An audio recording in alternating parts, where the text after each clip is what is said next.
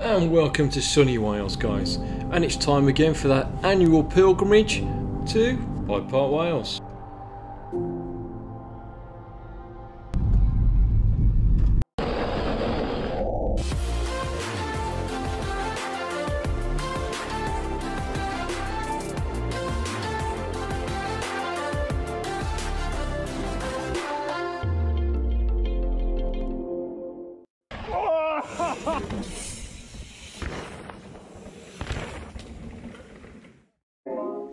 Bike Park Wales has changed a lot since the last time we visited.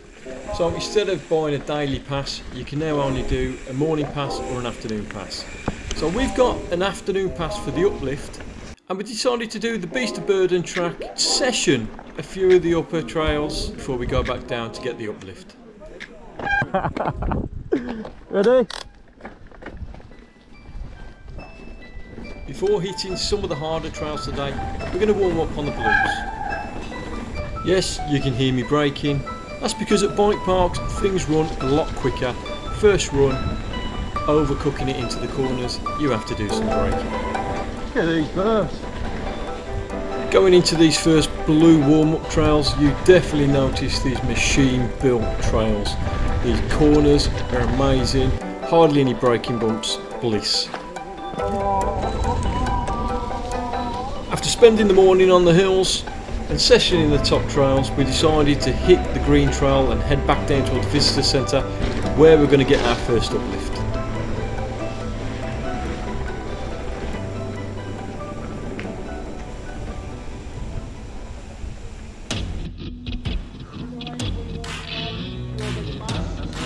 It's now time to get a little bit more serious. I said serious, Ben, and get some of these red trails done. First red trail of the day is a trail called Vicious Valley. It's classed as a red tech trail, and you'll soon see why.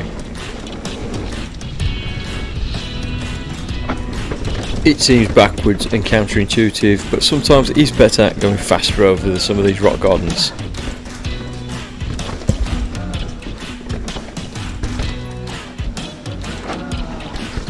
It was an exceptionally slick day on this particular day. Sometimes that can help with the grip, but not on the routes. Some of these sniper routes really wanted to take you out. This is my favourite trail. Surfing board is exactly where my skill set and my skill level feels comfortable. So it was a kind of a group ride today. So there was myself, Craig, Ben, and Mark from the Adventure Trails crew. There's also Ollie from Bike and Beyond that's joining us today, and that's become a regular occurrence, to be honest. And there's also friends of the channel, Jim and Sue.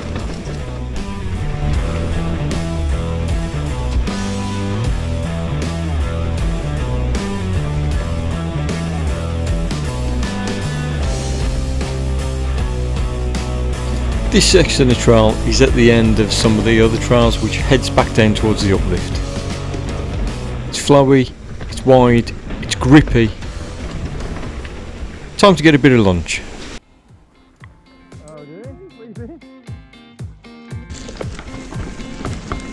It's now time for some more amazing red graded trails. Don't get too overconfident. Some of these trails can actually catch you out.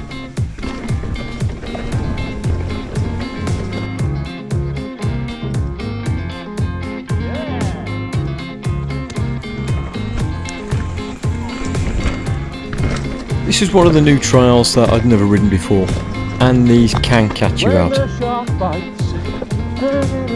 shit! Whoa, whoa! That was my first near miss. Yeah, nearly died there.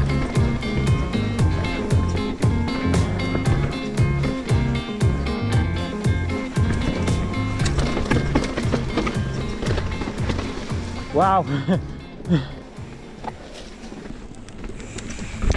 Time for something a little bit more difficult. Try and challenge ourselves.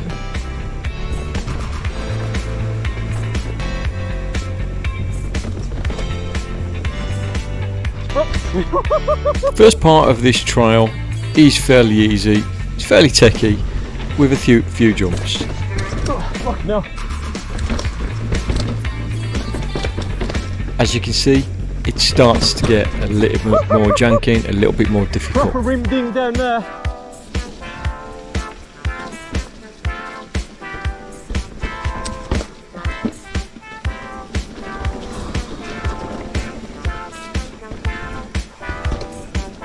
What we didn't know is this trail would actually see the end to one of our bikes.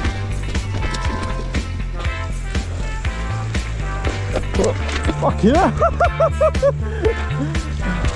A big fit. I did this trail last year and there's been some serious changes to a couple of these jumps a bit further on in the trail, as you'll be able to see.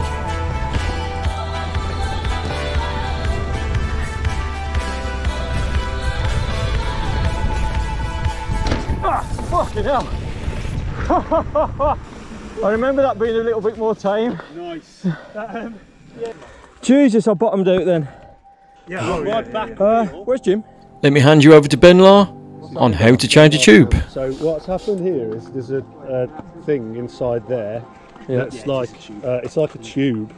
And it's got a hole in it, we reckon. And so this round thing that's on the outside of the smaller round thing, you've got to take it off. And then you've got to get another of the tube things, put that inside, and then I think do you blow air into it like a balloon? Well done, Kotick. You made cracking frames. So this is us looking before you leap. Always a very good idea. I can't remember what this one is now.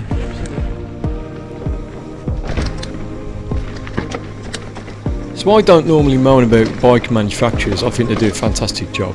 And Jim's bike is an awesome frame. It's a Kotick. It's a steel frame. They're very fashionable. But this was actually the second lot of seat stays that had actually been changed. Not very good really for the type of bike that it's meant to be. This trail's called Rimdinger, and I'm sure in its time it's been responsible for a lot of broken wheels. It is probably, I think, one of the roughest trails here, but so much fun at the same time. And again, going faster sometimes can actually benefit you on a trail like this.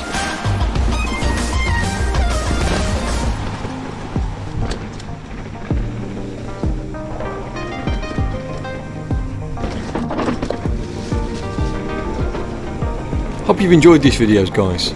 If you did, like and subscribe, the usual thing. And I hope it gives you some indication of what the red trails are like and what kind of skill level you need in order to enjoy these trails to the most. Thank you for watching, and we'll see you again next week.